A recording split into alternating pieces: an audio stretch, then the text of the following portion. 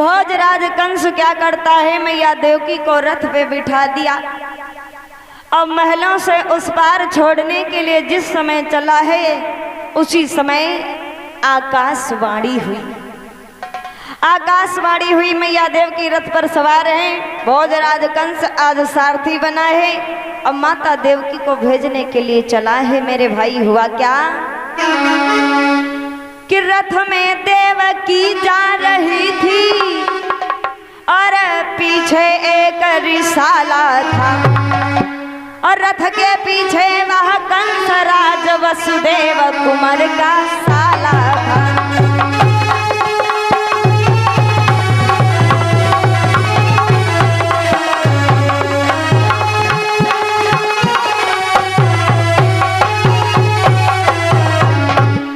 रथ में देवकी जा रही है, पीछे से एक रिसाला है और रथ के पीछे वसुदेव कुमार कंसराज का।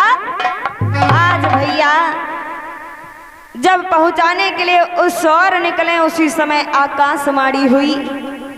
क्या आकाशवाणी हुई? अरे मूर्ख कंस, जिस बहन के पीछे तू इतनी जान लड़ाता है, जा इसी बहन का 8वां पुत्र जो होगा तेरा काल होगा, तेरे प्राणों को खा लेगा। हाय, जब ही ये आकाशवाणी सुनी भोजराज कंस एकदम से आग बबूला हो गया। मेरे भाई, जब आकाशवाणी भोजराज कंस ने सुना है, कहने लगा सुनो कि वो कंस कंस मत भूल बहुत,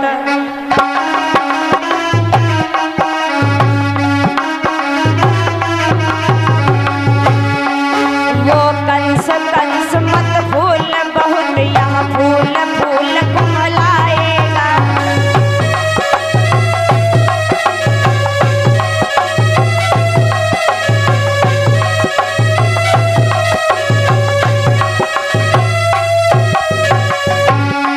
वो कंस कंस मत भूल बहुत, यह फूल अभी कुमलाएगा।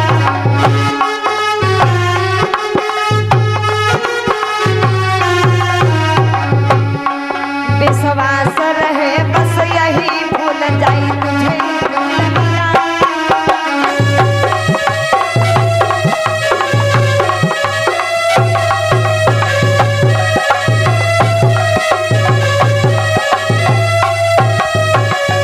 अरे मूर्ख कंस, ये जो फूल की कली खिली हुई है, यही फूल तुझे एक दिन मिट्टी में मिला देगा।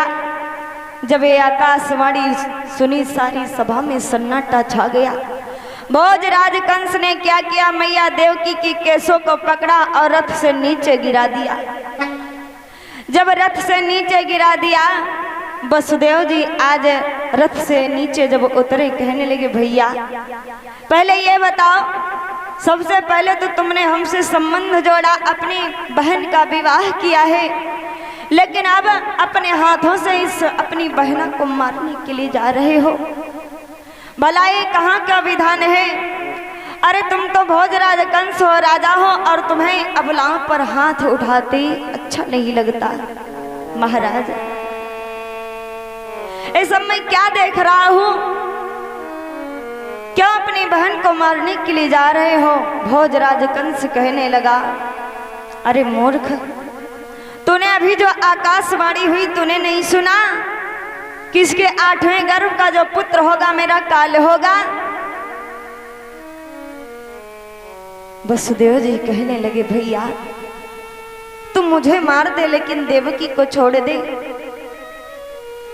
देवकी कहने लगी नहीं स्वामी, मुझे मर जाने दो, क्योंकि एक पत्नी का जीवन पति के बगैर अधूरा रहता है, इसलिए मुझे मर जाने दो।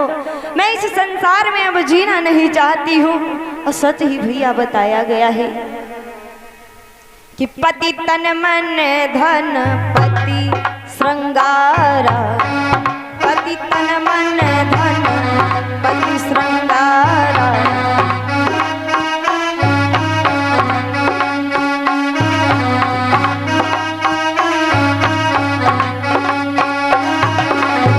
पति तन मन धन पति श्रृंगारा, श्रृंगारा पति पत्नी जीवन आधार।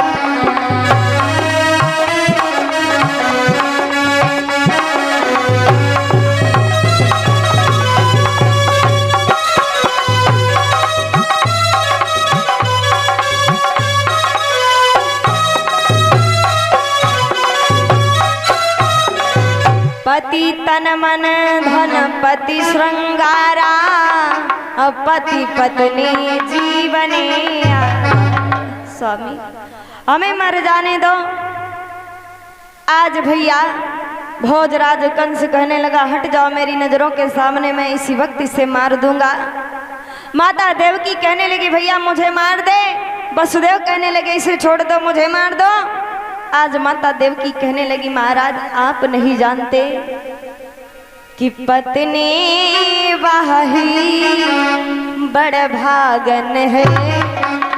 स्वामी अरे पत्नी वाही बड़ भागन है, जो पति के आगे मरती है।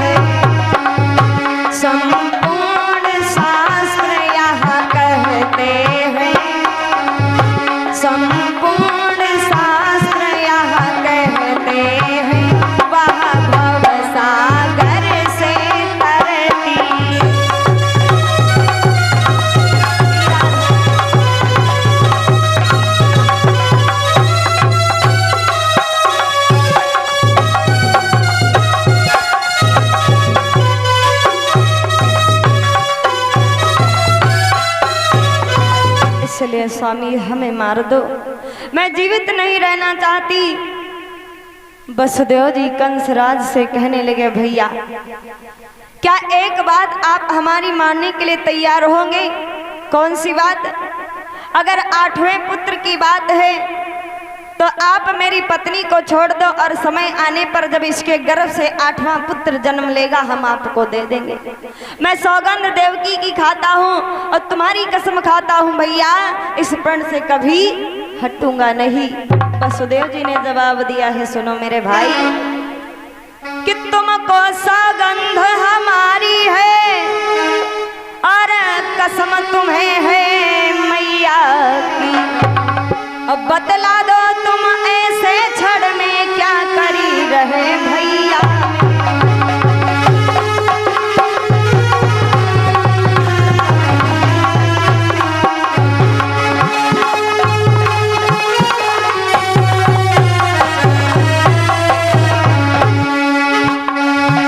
तुमको कसम हमारी है सौगंध तुम्हारी मैया को। बतला दो ऐसे क्षण में है क्या करूं इसी मैया।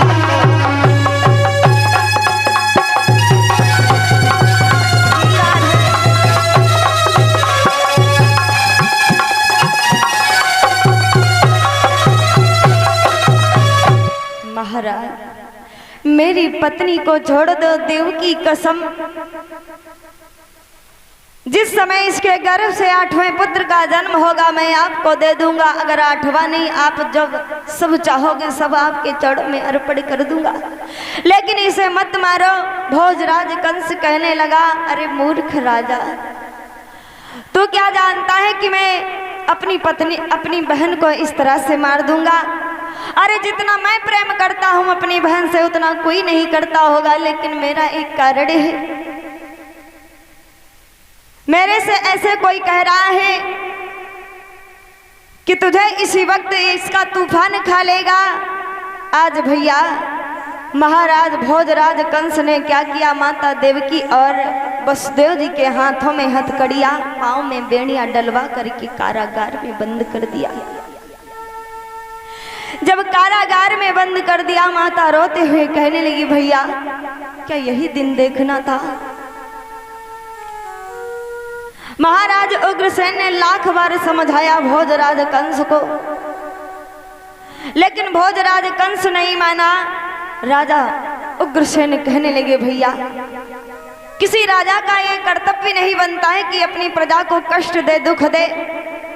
जिस प्रकार से जंगल का राजा जो शेर होता है अपने जंगल की रखवाली करता है, उसी प्रकार एक राजा का धर्म होता है अपनी प्रजा का सम्मान करना। लेकिन भैया भोजराज कंस ने किसी की बात नहीं मानी। हाथों में हथकड़ियां, पैरों में बेड़ियां डलवा करके मैया देवकी वसुदेव जी को जेल में डाल दिया। धीरे धीरे समय व्यतीत होने लगा। जिन हाथों में मैया कंगना पहने थी, उन हाथों में हथकड़ियां पड़ गई, पैरों में बेड़ियां पड़ गई। रो करके मैया ने जवाब दिया है, अरे भैया मैं तो तेरे अंगना की एक चिड़िया थी और तूने मेरे साथ में ऐसा किया। आज माता देवकी रो करके कहने लगी, भैया सुनो कि भैया तेरे अंगना, अरे भैया तेरे अंगना मैं तो एक चिड़िया हूँ, बाबुल तेरे अंगना।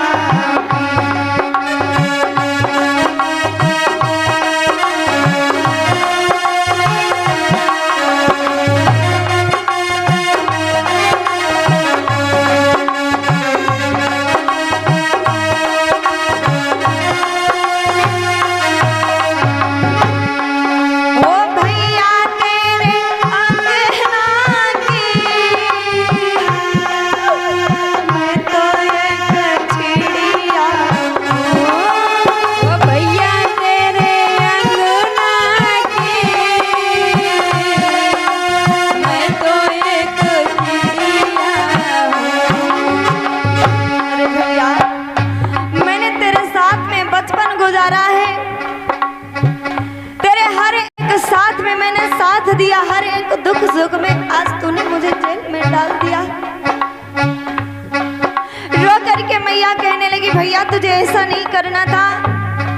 अरे अगर यही कष्ट देना था तो मुझे जान से मार देता, लेकिन ये कष्ट ना देता। ओ भैया तेरे बगिया की मैं तो एक चिड़िया।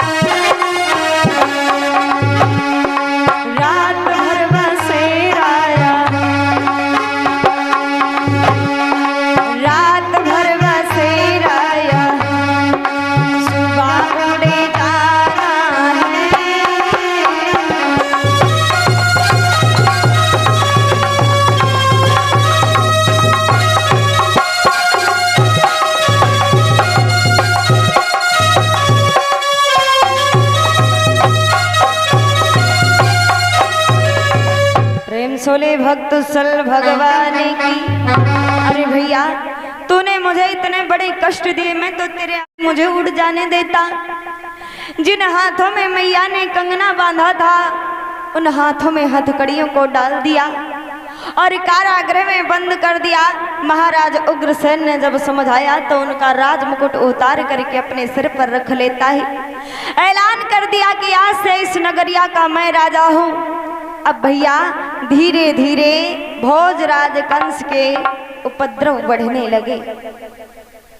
काफी समय व्यतीत हो गया और उसी समय कुछ दिनों के बाद में मैया देवकी के गर्भ से पहली संतान का जन्म होता है।